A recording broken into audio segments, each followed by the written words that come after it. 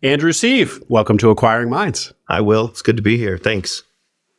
Andrew, we were connected by my cousin, Brandon, who said to me, Will, I have a good friend who's got a remarkable story that kind of centers around buying a business. He was like going through a real rough patch in his life and now is flourishing as the owner-operator of a local business, kind of a local institution type business.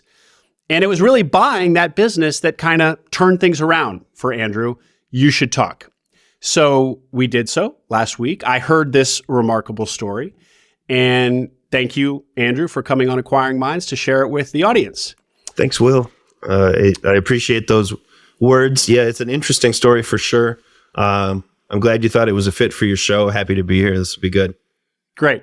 Well, yeah, we're gonna get right into it, and we're gonna learn about the restaurant business. It was a restaurant that you acquired, and that's a common business type that people see for sale, but don't often act on because it's a notoriously hard business. And so we're gonna get into that as well. So start us off, Andrew, with a little bit of background on you. Go ahead. Yeah, so I grew up in Minnesota, actually in a smaller resort town in like west central Minnesota. My father and my uncle ran a large restaurant in a smaller town, sort of at the heart of things, and grew up with a bunch of brothers, a bunch of cousins, all guys. We were raised in the business. So I'm 40 years old. I say I have 30 years in the industry. I think that's pretty accurate because when you have a family in the restaurant business, you guys, you live it, and it's kind of a constant thing. So I loved it. I loved growing up in it. I think it made a huge impact on my DNA, basically, from a young kid. And once I graduated high school, went off to college, I said, well, I won't be working in restaurants anymore. That was fun. And little do I know, 20 years later, I'm still in the business in two different iterations and couldn't get away from it. So, yeah, that's where I grew up. Went to college at St. John's University, also in Minnesota, and did a couple things outside of college. I moved to San Francisco, worked for AmeriCorps for 1 year in the city of San Francisco, trying to teach. Didn't do that very well. And then took a stint at corporate America with Wells Fargo. And it just happened to be in the time of the recession. So I got to witness that from behind a banker's desk and realize that that's not a fit for me. And from within the belly of the beast, right? Wells was one of the kind of the banks that was causing all the mayhem. Absolutely. Yeah, pretty much at the center of the whole scandal. And I just really didn't like the way I felt when I was working. And I, at the time probably didn't see it, but should have taken it as a sign that you're doing the wrong thing. Internally, it's against the grain. Once an entrepreneur or knowing family business like I do, that was the right fit. And I was trying to do something else. Same with the teaching.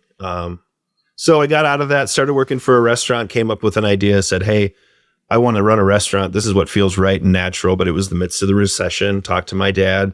He said, why don't you start looking for businesses that might be for sale? So I spent a couple of years looking all over Minneapolis, looking at all the different commercial real estate that was for sale or for lease. And then I got turned on to some of the business websites that sell businesses that are existing, and kind of looked at a Jimmy John's or two and thought, but I have a concept. I have an idea drawing from my upbringing that I could implement into this market. So I looked at restaurants that were up and running and had equipment in them that were for sale. And that kind of brings me to my first opportunity in the Minneapolis area. And the idea was that you would buy an existing restaurant, but change the concept. So you'd inherit, hopefully, a customer base, but also equipment and obviously the lease and the location, but that you would really transform it into your concept. Absolutely. And that is kind of a funny thing. What I was buying was basically an existing client base, also some of the FF&E, the furniture, fixtures, and equipment.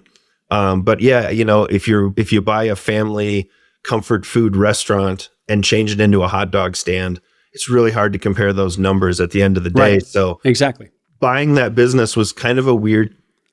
I was only 28 years old and I'd never done it before, so I was trying to get my head around the angle. But in hindsight, our concept was similar enough to what existed that there was kind of a seamless transition, and we kind of captured the neighborhood audience in the same way that they had been going, but they enjoyed what we were doing, very, very much. So And so tell us about your now restaurant business and your partnership with your brother, I believe, as well, correct? sure. Yeah. So I had this concept maybe 2009, this idea, and pursued it, looking at all the real estate. About 2010, about a month before the deal was done, my brother was moving home from Chicago because his deal out there was finishing up. And he said, let me join you in this venture. And so, I witnessed growing up my dad and my uncle having disagreements in the business, as any owners and operators of a business would have, but family members and brothers as well. Makes that a tough combination. And, maybe hindsight vision is 2020, and I maybe should have seen that as a bad idea, but I saw it as a good idea. We were very close.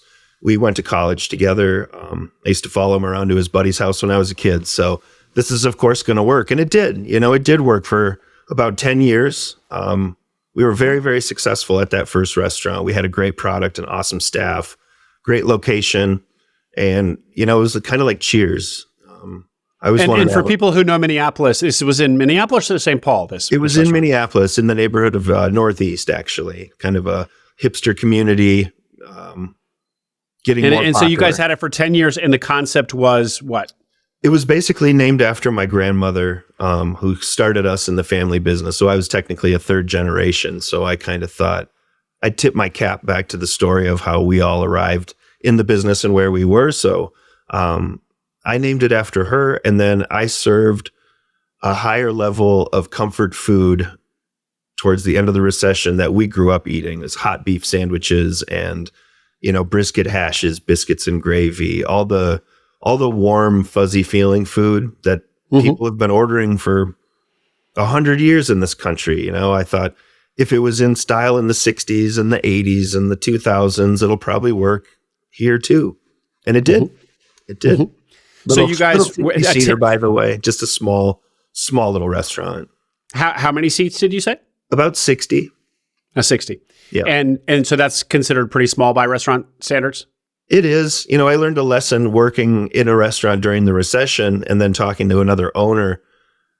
When you have a big restaurant and there's not a lot of people in it, it feels very unwelcoming. It's not a fun place to be. And when you're in a small restaurant that's full of people and you have to wait to get a seat, there's an excitement in that air, in that environment. And I prefer that.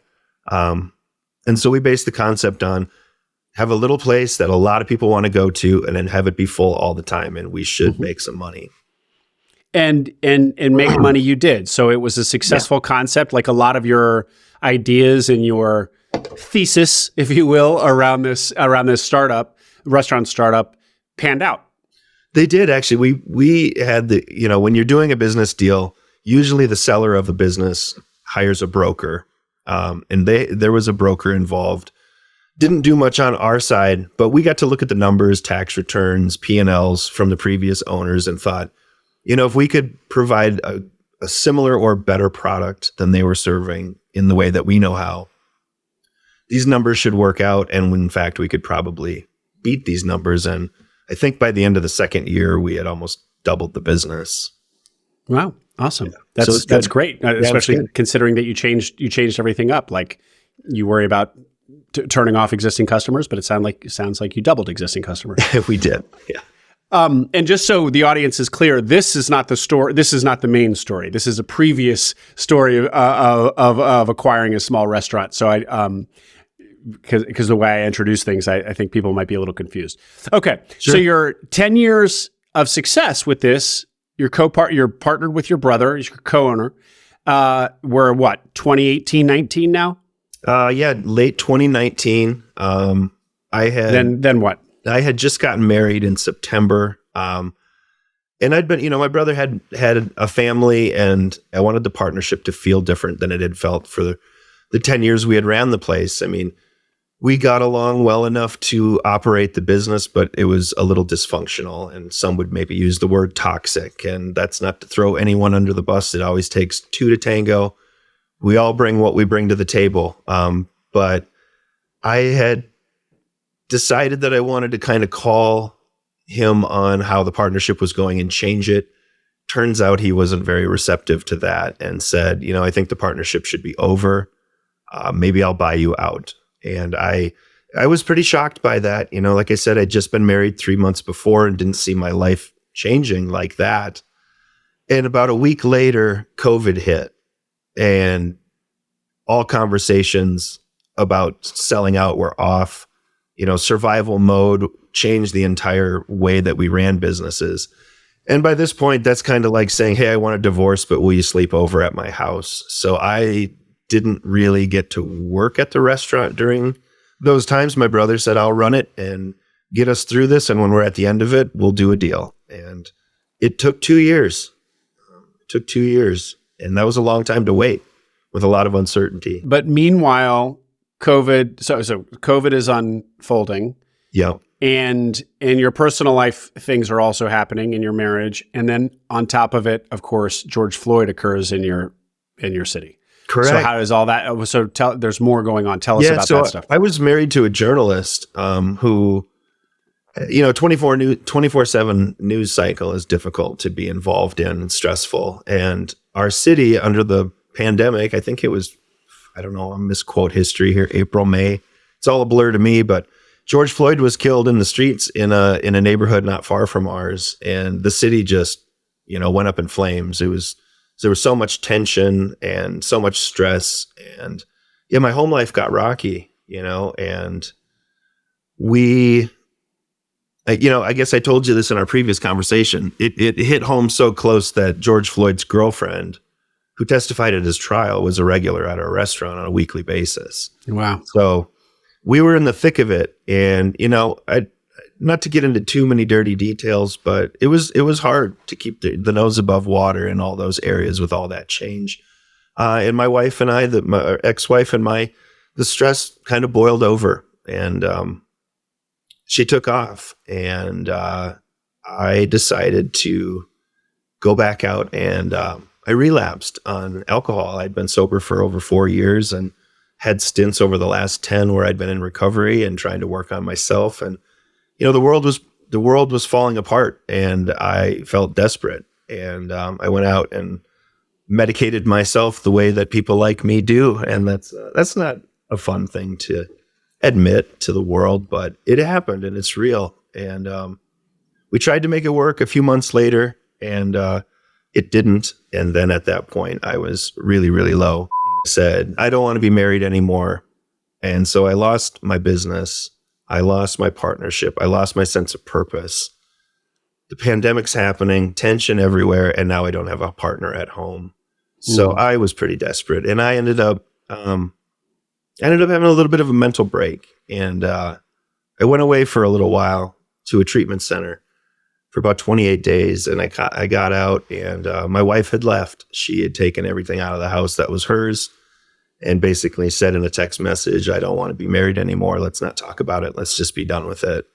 So, that was tough. Those were dark unbelievably days. Brutal. Yep.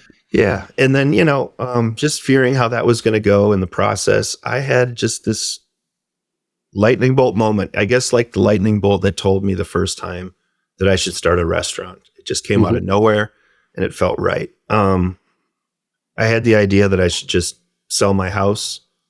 It was 3 blocks away from the restaurant in the same neighborhood, and I couldn't go there. I didn't want to show my face. So I said, I'll just sell my house. I'll eventually get my business sold to my brother, and I'm going to move somewhere that I can start over. And, I think I was 39 years old, 38. Sold my house, sold most of my personal belongings, rented a U-Haul, threw my dog in the truck, drove out to a little town in Colorado that I'd never been to before. I didn't know a person out here, not one single person, and didn't have any job prospects. Rented an apartment and said, we'll just figure it out. Wow.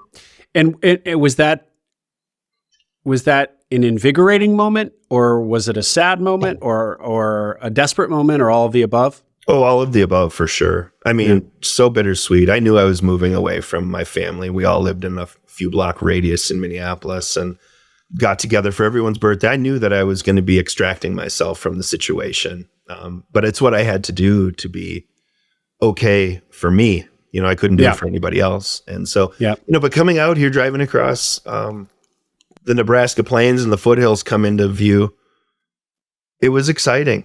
And one of my older brothers came with me too. He said, "You're not going to move out there by yourself. I'm going to drive out there with you and help you get adjusted," which was so cool. And yeah, so I landed here and said, okay, well, I'm semi-retired, not permanently. I got a little bit of time, but not all the time. So I better figure something out. And give us just a sense of your financial picture at the time. You have a little bit of home equity that you got from selling the house, right? Yeah, I actually signed my first house up. I bought in 2012. I signed up for a 15-year mortgage because I'd been in the banking industry and said, if I'm making a higher income and that little bit of, this was when interest rates were 2.79 on a 15-year. So why not? It's not that much more money. And I ended up paying down most of my house in the course of about 9 years, which was cool. Yeah.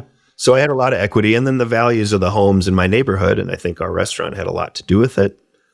I didn't say that. Our customers say that. The realtor said that. House prices went way up. So I had a really good first experience of home buying, and I owned the house outright. So I got to keep the proceeds, as things kind of divvied up. So that was nice. And then I knew I was always responsible with my savings. I had brokerage accounts and things like that. So I knew I had a cushion, and then I knew that there would be someday down the road a payout from the restaurant. Maybe not what I had expected or what I had hoped it to be, but enough to be reasonably comfortable. But if you're a guy like me, even that doesn't make you comfortable. So I was in panic mode for quite a while, trying to figure out the next thing. When you were in the business, in the restaurant in Minneapolis with your brother, and things were going well, pre-COVID, pre all of the kind of unraveling, were you earning well? Was your salary, your annual salary? Oh, yeah. Mm-hmm. Okay. Absolutely. Yeah, we were, 6 figures plus, very comfortable. Mm-hmm. I did whatever I wanted to do, and I was a single guy for most of that time. And the income was so consistent.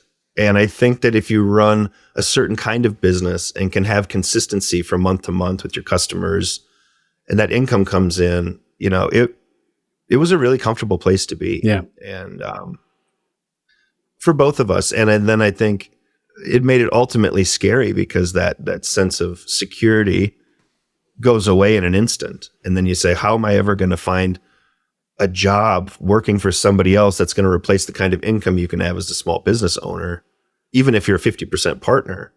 I didn't see how that was going to work. So it got a little scary. And did your brother ultimately sell the restaurant? He actually currently still runs it. Oh, yeah. Okay. Yep. Okay.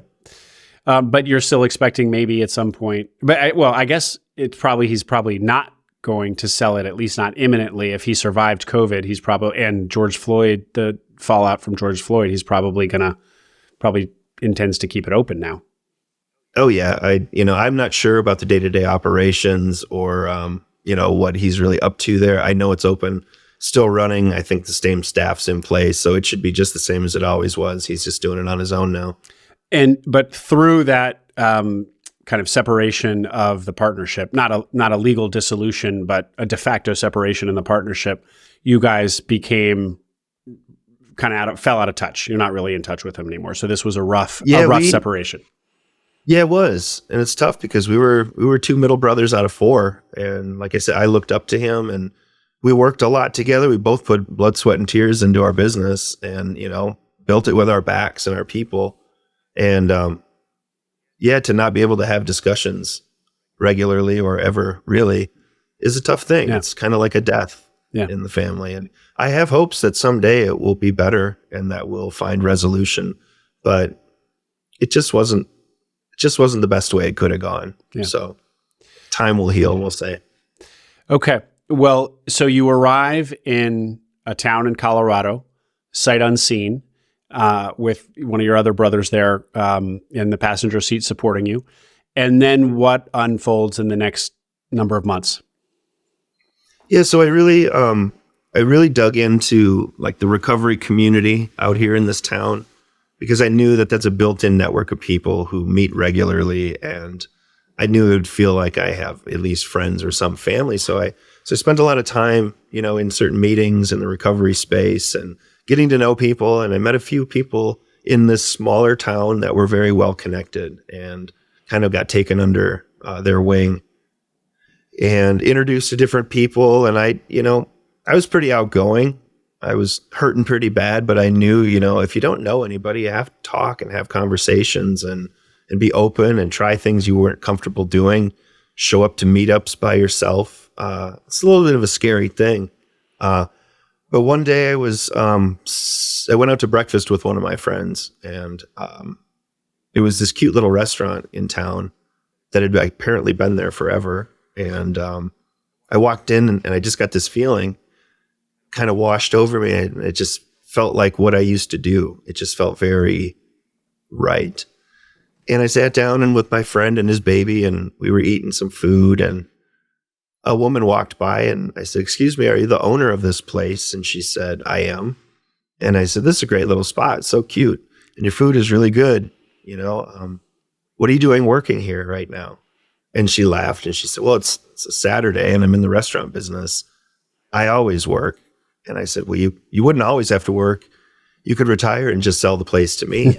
And I kind of saw her back on her heels, like, "Well, who are you?" And I just said, she said, "What do you know about the restaurant business?" or something to that effect. And I said, "Well, I grew up in it and I ran a place in Minneapolis, similar seating capacity. And, I bet you do about X amount of sales on a Sunday that's busy, or X amount of customer count." And I saw her kind of little look in her eye, and she said, "You can give me your phone number."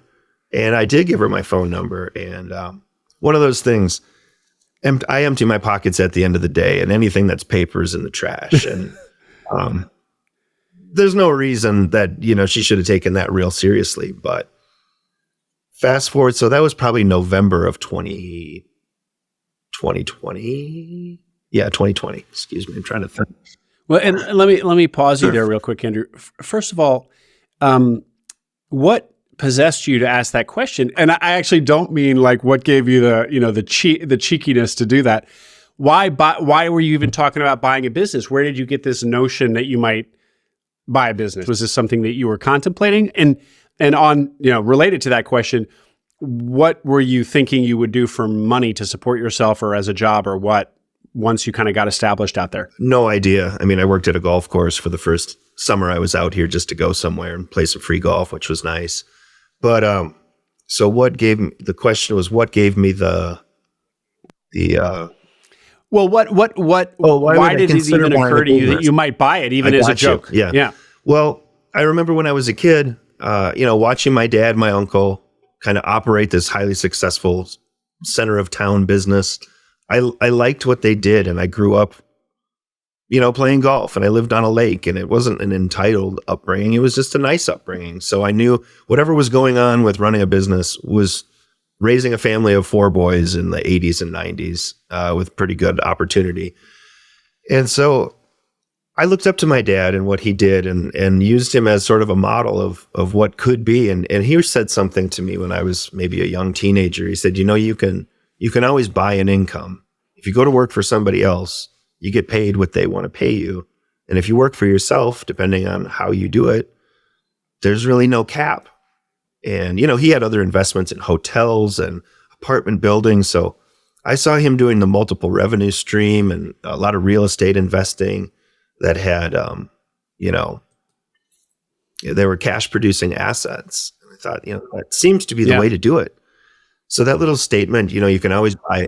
Feels like kind of a millionaire next door, rich dad, poor dad kind of guy. 100%. Real low key in terms of how he presents himself, but has done quite well, I would say. I'd love to be where he's at 72. So that's stuff. So this idea you can buy an income, that little phrase of a piece of advice kind of. And to be honest with you, when everything was falling apart in the spring of, again, what was it, 2020, I guess? 2020. I just walked forever. I just went out with my dog and walked. I walked to keep my sanity and to keep me on the rails as best I could.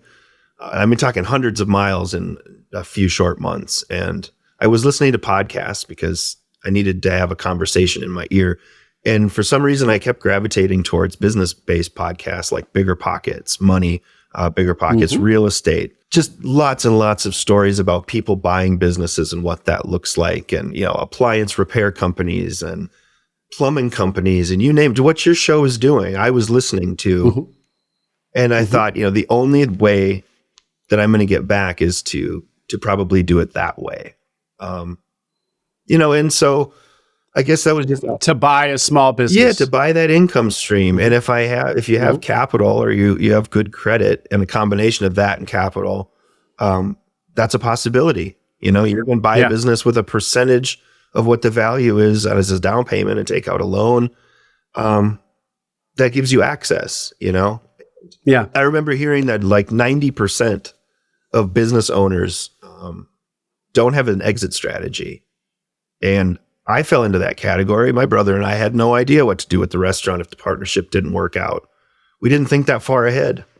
And I think that, for the audience listening, there are websites that sell businesses, and there are a lot of baby boomers who own businesses, and they're 70, 72, 75, and they don't know how to retire.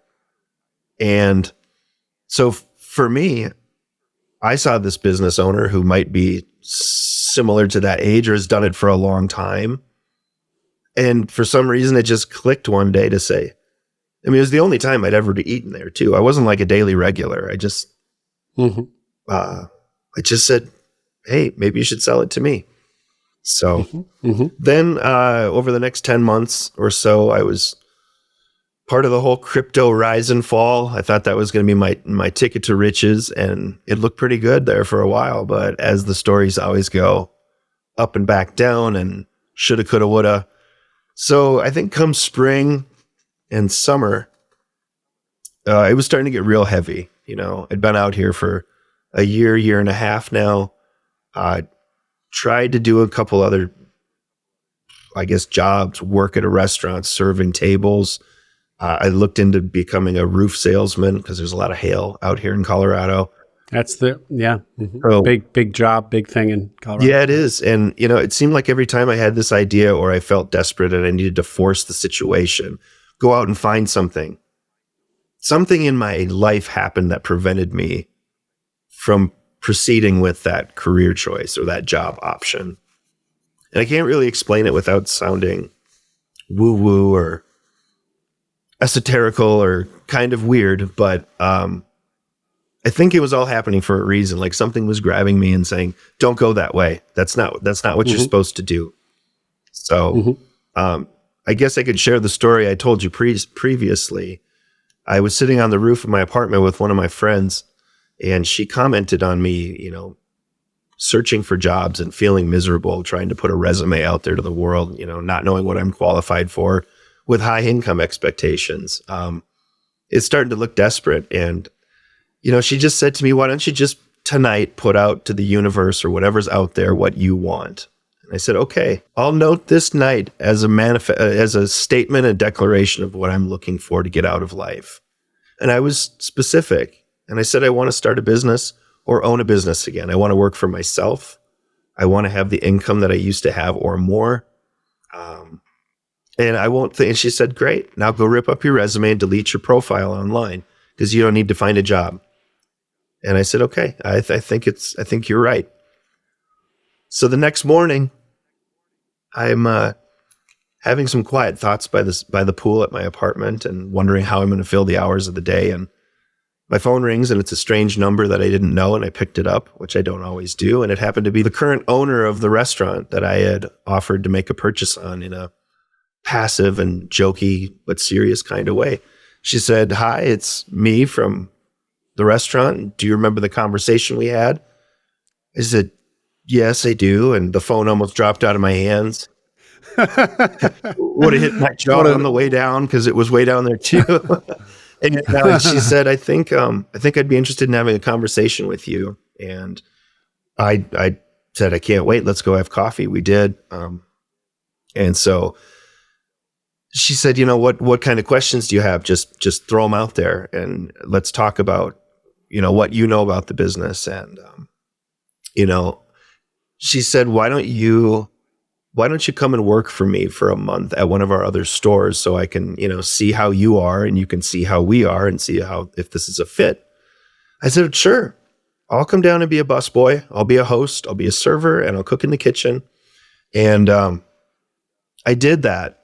Now this is probably in late July of this year, or last year, 2022. And I lasted 4 shifts, and she said, all right, just get out of the kitchen. Don't waste your time doing shift work for me. Go get a loan.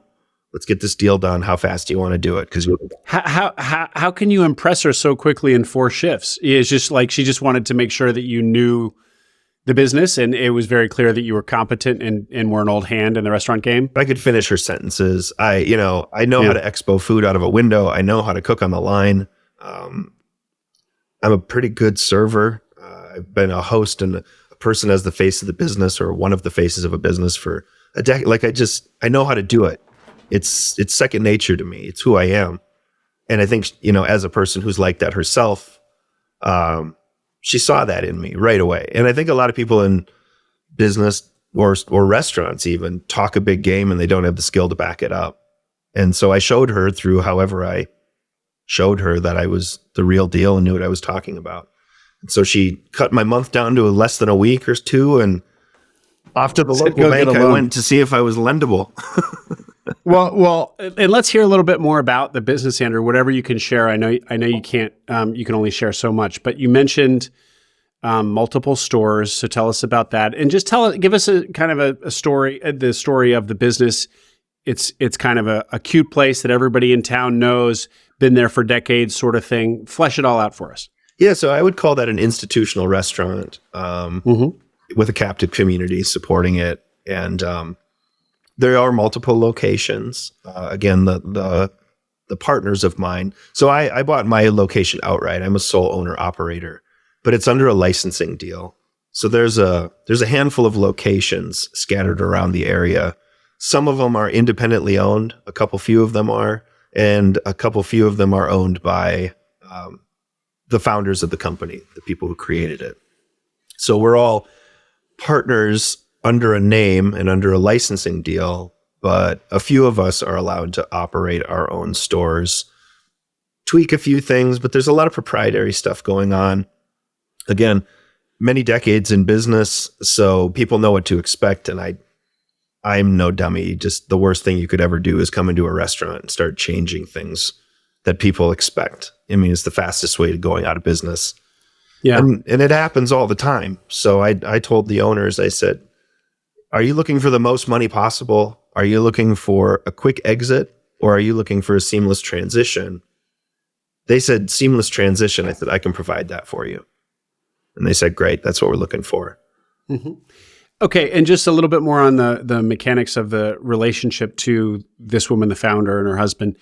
So you said, there's a number of stores, some are owned outright like you own yours, but then you have a licensing agreement in place where you're licensing the name, and there are kind of understandings, the menu, the proprietary stuff that you said. But this is, which starts to feel kind of like, a franchise might, but this is no franchise. This is a woman who has kind of just found local operator entrepreneur types to kind of strike these informal, well, not informal, but not overly architected agreements with. Somebody that she likes, trusts, a young go-getter who has restaurant industry experience. There is kind of a mothership, and you need to stay true to kind of the rules that you've agreed to with her, but it's not this like hyper-controlled situation like a traditional franchise. It feels like something that might grow into, if this woman were maybe younger and not at retirement age, might grow into a proper franchised concept. But at this point, it's more of like a prototype of a franchise. Yeah, I think that's true. And, licensing versus franchising, I think there's some overlap. And I'm not an MBA grad with knowing all the terminology and the intricacies, but I think the idea of licensing is, a selected partner gets access to an asset and then can use that asset in the way they see fit under the terms of the agreement. And so that's sort of how it is. And it also kind of feels like a big family, but we're not really getting into each other's business or telling each other how to do things. There's sort of a template. There's sort of a way to do it.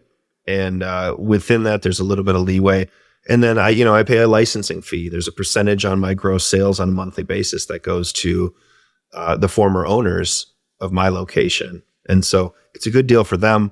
It allows them to work less. It gives me an opportunity. And it's kind of an everybody win. I think that proposal I made that morning at the restaurant,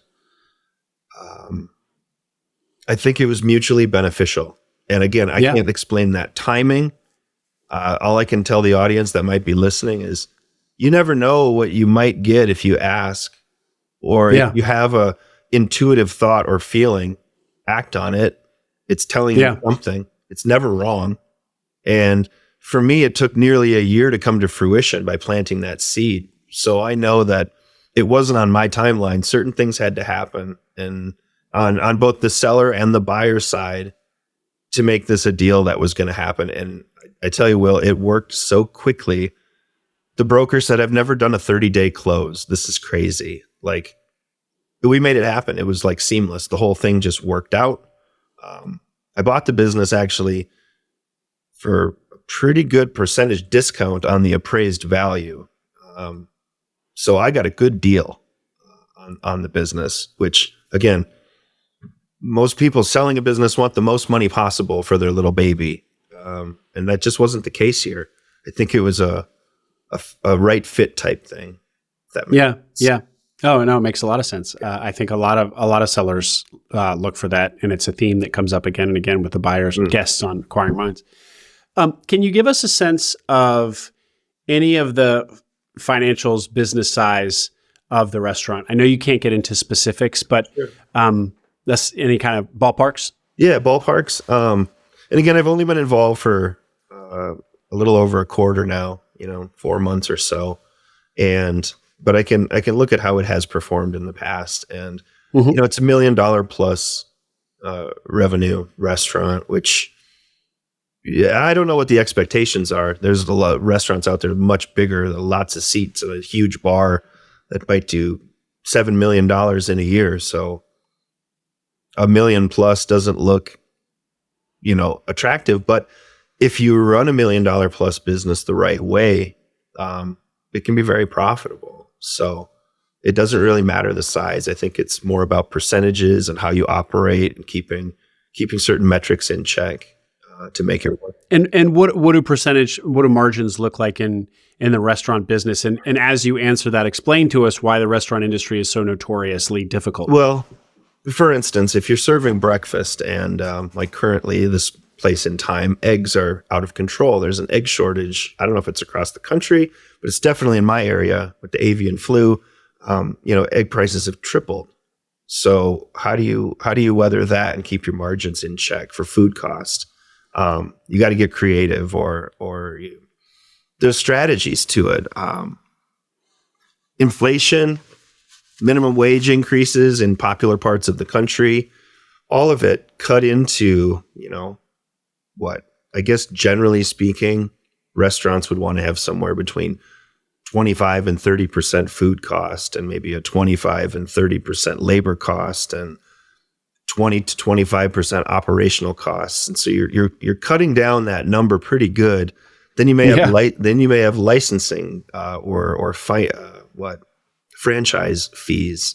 Mm-hmm. So you hear people saying, "Yeah, I never made any money in my restaurant. I lost money until I went out of the business." I haven't had that experience. I think we're pretty good at what we do in my family.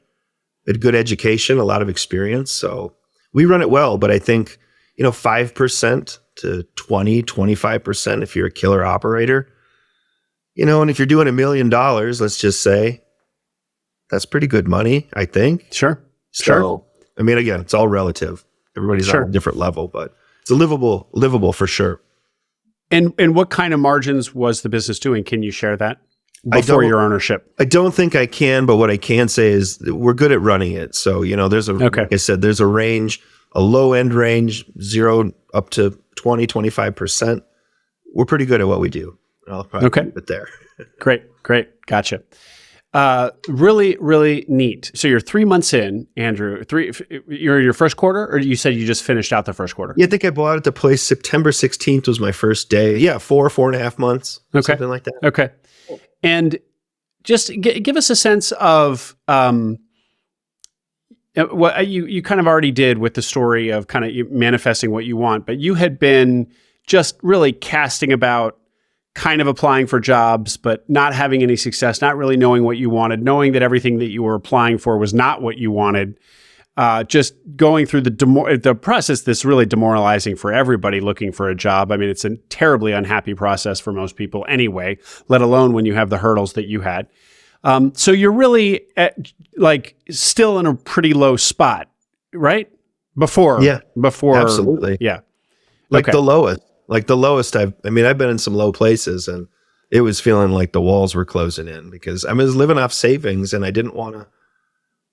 I knew what my potential was. I just didn't know how to find an avenue to express that. Yeah. And that's a very frustrating spot to be, especially when you're starting over in a new community. And it's not a large community. I thought moving out here, there'll be endless opportunity and jobs falling out of the sky for $100,000 a year. It just wasn't the reality. And so I was getting, like you say, very demoralized. So there was some reinvigoration moving there, which may have given you a buzz for a little bit. But after a while, you've been there for you're approaching a year and a half, and nothing's come of it. And now you're almost kind of even sinking lower, maybe, or to where you were as you left Minneapolis, sort of thing. Sure. Yeah. That's very accurate. But I felt like I want to call them synchronicities or coincidences or luck or head scratching moments where I go, I shouldn't have met that person, but I did. And wow, look at what's happened since I've met that person. Or boy, I was sure at the right place at the right time that one morning I chose to go to that restaurant. Too many of those things happened over the course of the time I'd been moved out here that I knew, from what I've been studying and what I've been focused on, sort of tuning into that there was stuff swirling in the ether, so to speak. It was out there. It was in motion. It was on its way to finding me. I was losing my patience with the timing. But I knew something was going to happen. One day was going to click. And it was just a matter of the right time. Well, you got to give yourself some credit, Andrew, for saying what very few people would have the chutzpah or the quick-wittedness, quick on your feetedness to say to her. I mean, that was really what a fateful, spontaneous decision to jokingly say that to her in your life. Unbelievable. Well, Will, let me tell you this one. I mean, that's only the second time that exact scenario has happened in my family's history. That's how my grandmother and grandfather bought the restaurant I was raised in. They were dining there. My grandmother made a flippant comment about, wouldn't it be wonderful to run a place like this, to her husband, my grandfather. And the owner walked by, overheard him, and said, I'd be happy to sell it to you. And it changed my whole family's trajectory off the farm, dirt poor, to being, living on the lake in a resort town in Minnesota, running a beautiful restaurant. It just so happens that's how I acquired my second restaurant. I said the same thing in the same scenario, and it happened to me too. So again, that could be just coincidence, but kind of weird. Yeah, it's incredible. Yeah. And I'll take the credit, Will. You can give me the credit for that. As you should, but it's both things. There's certainly some spooky or compelling parallels there, but also you played a part in this, a big part in this for saying that to the woman at that moment. So what did the acquisition deal structure look like? I stopped you when you said you went to a community bank. So tell us how you got the money. Yeah, that's great. I was advised when I moved out here to start banking with a community bank, specifically one that one of my friends has a good relationship with. And I put that off until there was a need to go do that. And so I thought, I sold my house, I sold my business. I don't have assets. I was about 90% of my net worth was cash, and inflation is ripping at this point. And I'm going, it's nice to have flexibility, but boy, this is a bad position to be in. So, I didn't know how lendable I was going to be, but I did have cash. I could use a good portion as a down payment. Again, I think the pricing and the structure of the deal was very fair in my favor, which I'm very grateful to the previous owners too. But talking with the local bank, it took a couple conversations, about 10 minutes each time, just telling them what business I was buying. Here's my net worth on paper, what it looks like, how it's broken down. I have no liabilities. I don't have any kids, nothing like that. So it was pretty straightforward. And they were like, well, we can take a chance at this guy. So I think I put down about 30% of the value of the business or the purchase price in cash. And that was my personal cash. And then because we needed to secure the loan, my father was very generous and said, you can put a second lien on a line of credit on our house that's paid for back in Minnesota. And the terms of the loan from the community bank are 5 years. So it's a really quick payoff for a pretty good chunk of money. And I think that was really responsible lending on their part. That gets me out of debt faster. And when I can take that large debt payment to the bank, a handful of years from now, 5 years or less, and apply that to my bottom line, I'm going to get much more comfortable real quick. Sure. And I'm excited about that. So I'm focused on the debt reduction over the next few years with any additional income. And so this was not a traditional SBA loan, SBA 7A business acquisition loan. No, and then the community bank that I'm working with said, the SBA, it just gets complicated. And if you need to go that route, you can. But if we can get creative and you're a very lendable person, let's try to avoid that. And so I did. And I think I got very favorable terms.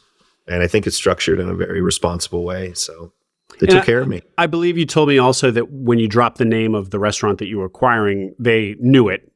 And also, so it wasn't just you that they found bankable. It was also this neighborhood institution, carried a lot of brand equity in their minds. Correct. Actually, the bank I bank at is a half a block north of where I do business. So they all, go to lunch and dinner. Yeah, exactly. Pretty much. Great.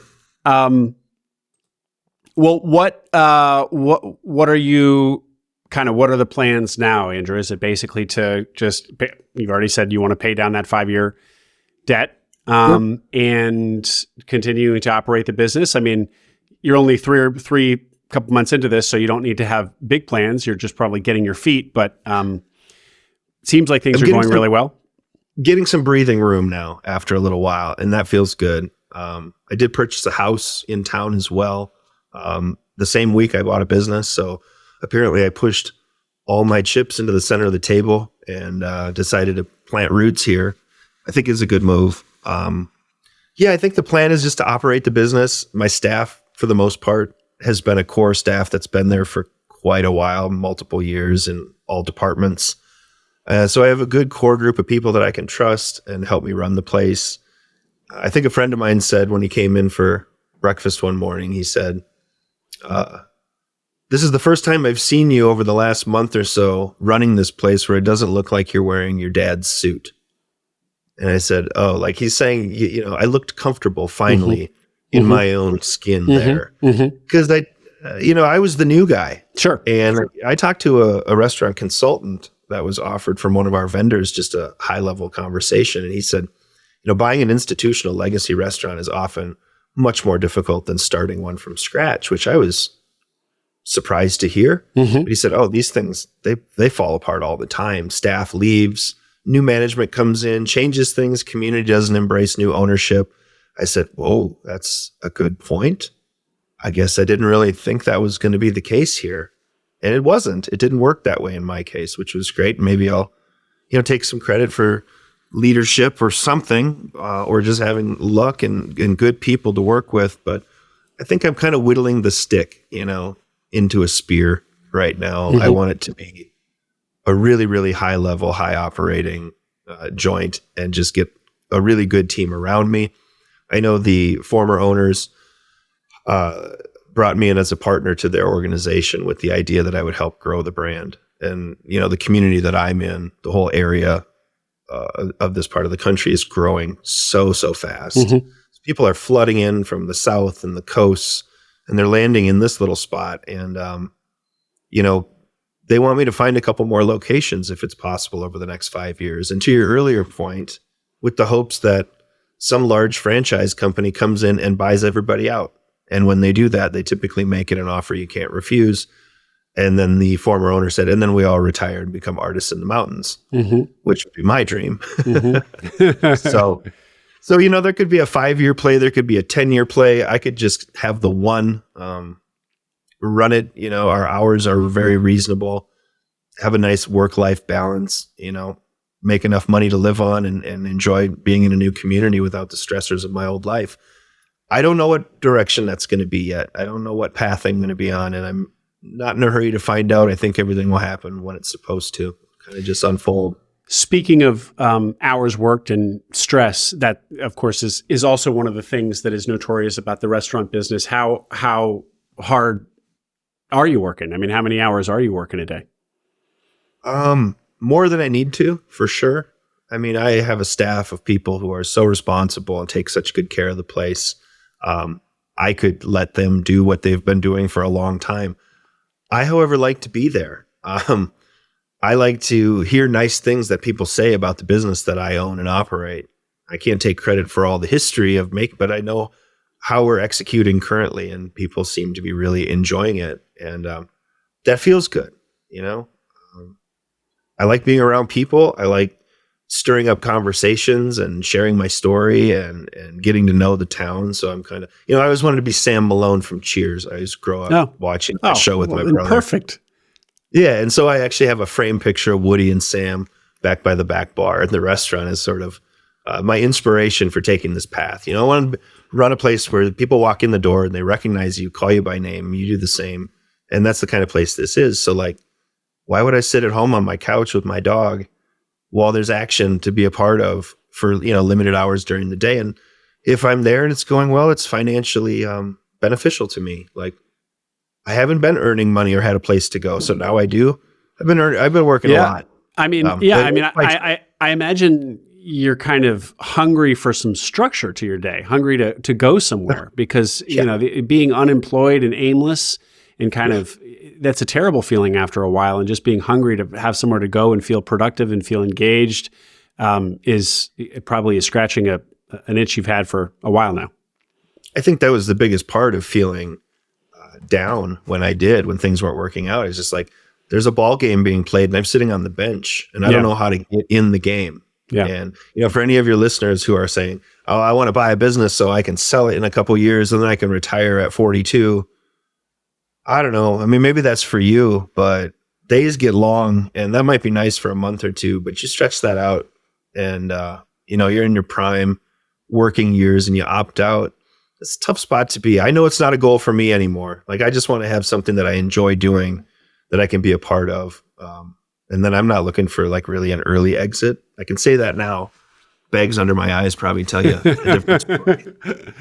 Or we could do another interview let's connect in a year. I'm holding up. And Andrew, just to close out here, a couple more questions just on the transition. So this concept of buying an institutional restaurant, kind of counterintuitively, actually, there's more risk rather than less.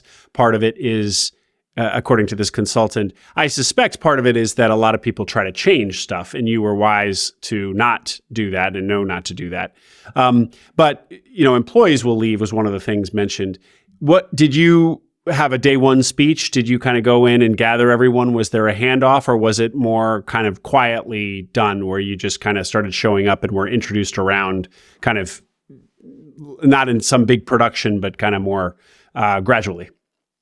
Yeah, it's all a bit foggy, but I'll try to remember. I think I was secret shopping, because I think the deal started getting in place in August, like it's a reality.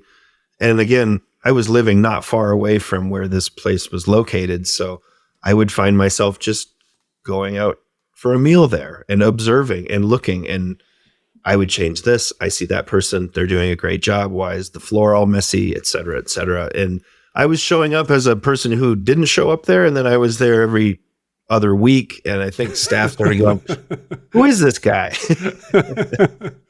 Who is this guy? And they put it together apparently before the whole thing was done. But I think I had a staff meeting like 3 weeks in. Okay.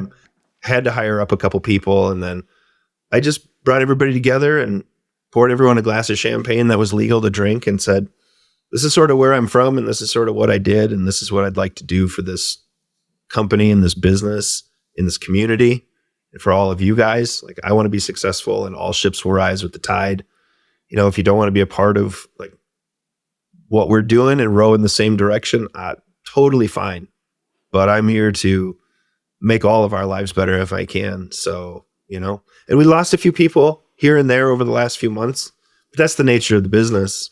all my core people have stuck around, and I've brought on some new people that are fantastic. And I show up there every day and I say, despite all the illness going around, the scratchy throats and the sniffly noses, I couldn't be happier with who's there.